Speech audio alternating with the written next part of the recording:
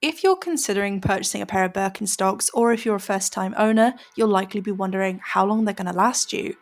Birkenstocks can last up to 10 years with proper care. Avoid getting them wet regularly and make sure to care for their leather straps, and you can expect plenty of wear from them. The environment where you wear them and the amount of walking and standing will also affect their longevity and the integrity of them. In my experience, I find a pair of Birkenstocks last me personally around 7 years. I wear them throughout each summer and I keep them until they're looking super messy. Right now, I'm breaking in a brand new pair of Arizonas and I expect these to last me about 7 years as usual. Now, I could expect up to 10 years out of them, but personally, I'm a bit lazy when it comes to caring for them. It's not very often I'll condition the leather or clean up the soles. They're just shoes that I tend to slip on and go out and about in. That's just me, and I'm more than happy with the amount of time that Birkenstocks typically last me anyway. How you treat your Birkenstocks will definitely make them last much longer.